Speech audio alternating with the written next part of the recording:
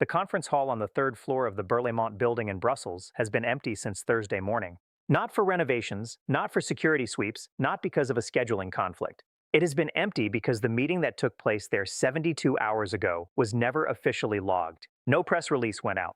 No cameras were permitted inside. No guest list was published on any government website.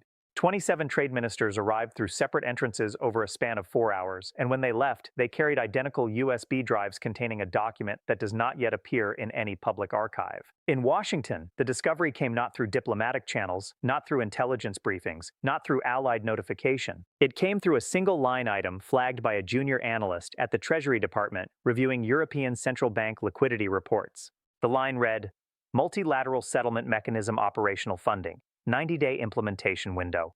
The analyst forwarded it to her supervisor. Within 90 minutes, it was on the desk of the Secretary of the Treasury. Within 3 hours, it was in front of the President. What those 27 countries signed in Brussels is not a treaty. It is not a sanctions package. It is not a diplomatic rebuke. It is a parallel financial architecture that bypasses the dollar entirely for trade settlement between member states. The agreement goes live in 90 days. Once operational, it will handle an estimated $9 trillion in annual trade flows without touching a single American bank, a single Federal Reserve clearing system, or a single SWIFT code routed through New York. The trigger for this meeting was not a single event. It was a pattern. Over the past 14 months, the United States has frozen the dollar-denominated assets of 3 separate governments, suspended SWIFT access for 12 institutions across 7 countries, and threatened secondary sanctions on any bank processing transactions with entities Washington deemed hostile. The freeze orders came without advance warning. The SWIFT suspensions were announced on Friday afternoons. The secondary sanction threats were delivered through carefully worded press releases that never named the institutions but made their identities unmistakable. For decades, access to the dollar system was understood as a privilege nations earned through alignment with American foreign policy. The system worked because there was no alternative. Europe tried to build one in 2019. It failed. Russia tried to build one in 2014. It collapsed under its own complexity. China has been trying since 2015. It remains confined to bilateral arrangements and has never scaled beyond 11% of China's total trade. What changed in Brussels was not technology, it was consensus. 27 finance ministers, representing economies that collectively account for 31% of global GDP, concluded in a single afternoon that the risk of remaining inside the dollar system now exceeded the risk of building an exit. The document they signed is 19 pages long. It establishes a digital settlement ledger, a shared liquidity pool denominated in a basket of 6 currencies, and an arbitration mechanism hosted in Geneva. It does not require blockchain. It does not require congressional approval. It does not require American participation. It requires only that the 27 signatories agree to honor settlements made within the system and to reject any third-party attempts to freeze, audit, or delay those settlements. The operational funding line that the Treasury analyst flagged was €480 million, transferred in equal installments by each member state into an escrow account in Luxembourg. That funding is not a loan. It is the reserve backstop for the first 90 days of operation. After that, the system is designed to be self-sustaining, collecting transaction fees of 0.00007% per settlement and redistributing them to member central banks quarterly. Within 6 hours of the Treasury briefing, the White House contacted the European Commission. The call was not answered. A second call was placed to the German Finance Ministry. It was answered, but the official on the line stated that Germany was not in a position to comment on multilateral agreements still under internal review. A third call went to the French Ministry of Economy and Finance. The response was nearly identical. The phrase used in both cases was the same, still under internal review.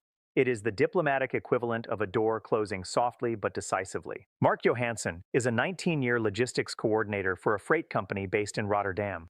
His job is to move containerized goods from European manufacturers to distributors in North America, South America, and Asia. Every transaction he processes requires currency conversion, usually through a correspondent bank in New York or London.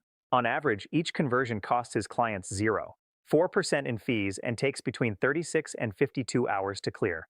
He has been doing this since 2006. He remembers when same-day settlement was considered fast. 3 weeks ago, his company received a briefing from their primary banking partner. The briefing was labeled confidential, and employees were asked not to discuss it outside the office. The core message was simple. Starting in 90 days, the bank would offer a new settlement option for intra-European and European to signatory nation trade. The option would clear in under 4 hours, cost 0. 0.02% per transaction, and require no routing through American financial infrastructure. The bank representative did not call it a dollar alternative. He called it a redundancy pathway. Mark was in the room when one of his colleagues asked the obvious question: what happens if the US retaliates? The bank representative paused, then said this: the system was designed by people who spent 2 years anticipating that question. If you are asking whether we are confident it will hold, the answer is yes. If you are asking whether there will be consequences, the answer is also yes. But those consequences will not be borne by your clients. The shipping lane between Hamburg and Montreal handles $14 billion in goods annually. The lane between Antwerp and Shanghai handles $31 billion. The lane between Rotterdam and Santos handles $9 billion. All of those lanes currently settle in dollars. In 90 days, they will have the option to settle in the new system. Economists at 3 major European investment banks have privately estimated that between 40 and 60% of that volume will migrate within the first year. The lower estimate assumes cautious adoption. The higher estimate assumes that early adopters see cost savings significant enough to pressure their competitors into following. If 40% of those flows migrate out of the dollar system, the annual volume of dollar clearing transactions processed by American banks drops by approximately $620 billion. If 60% migrates, the figure is $920 billion.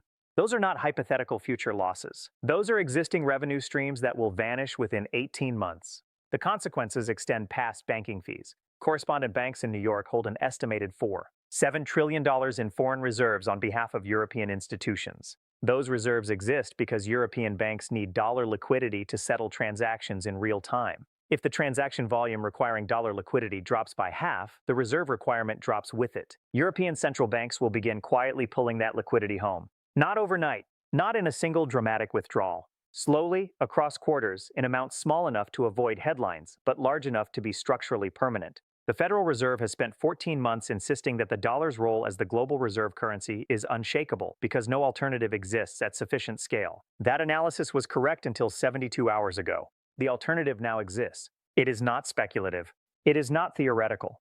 It is funded, operational ready, and legally binding across 27 sovereignties. In Memphis, a steel distributor who sells exclusively to European automotive manufacturers is now watching his primary clients ask whether future contracts can be settled in euros rather than dollars. He does not know why the requests started arriving last week. He does not know that his clients received the same briefing Mark Johansson's company received. He knows only that his buyers are suddenly interested in currency optionality and that his own bank is telling him this will require renegotiating his credit lines. In Los Angeles, a software exporter who handles licensing agreements with firms in Germany, France, and the Netherlands received an email from her largest client asking whether she would accept payment through a multilateral settlement ledger. She forwarded the email to her accountant.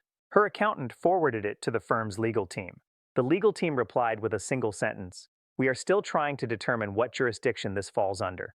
In Houston, the Treasury Department of a major energy company held an emergency meeting after discovering that 4 of their long-term supply agreements with European refiners contained clauses permitting settlement through any multilateral mechanism recognized by both parties' governments.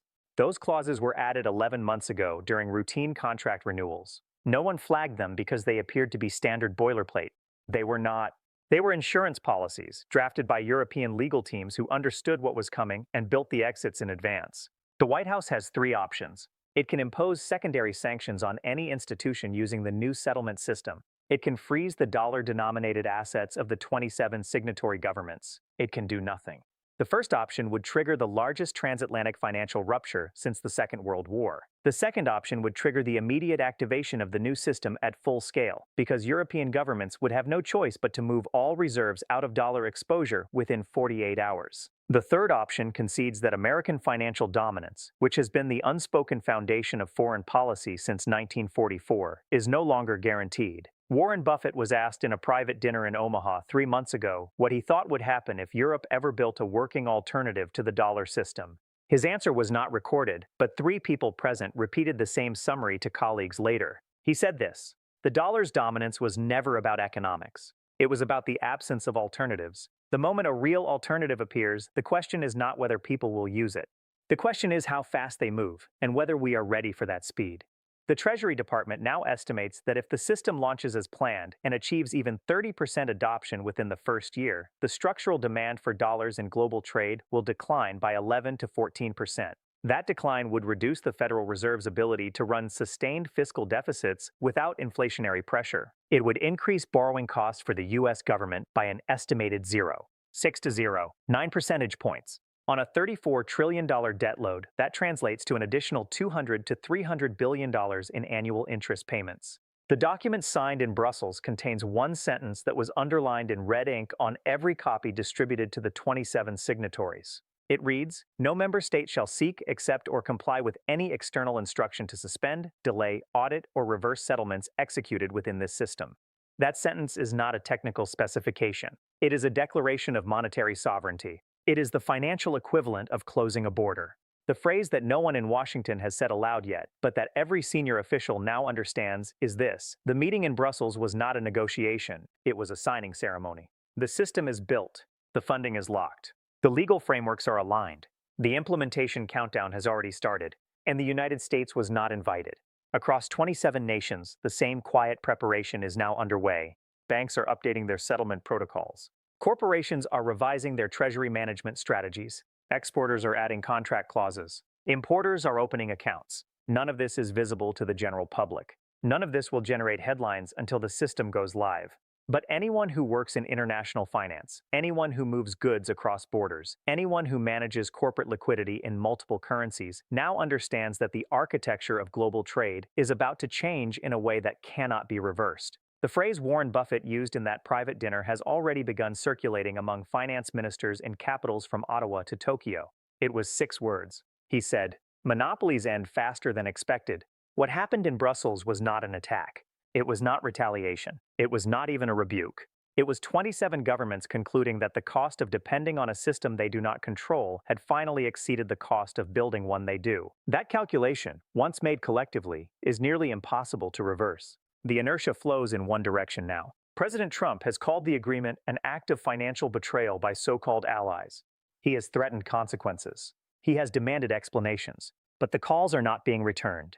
The explanations are not being offered. The consequences he threatens are the very things that made the system necessary in the first place. In 90 days, the system launches. In 90 days, European companies will have the option to settle trade without touching the dollar. In 90 days, the global reserve currency will face something it has not faced in 80 years: organized, institutional, legally protected competition.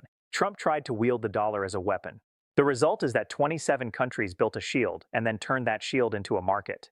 The dollar's dominance was always borrowed power, rented from the consensus of nations who had no alternative. The moment the alternative appeared, the power evaporated. Monopolies end faster than expected.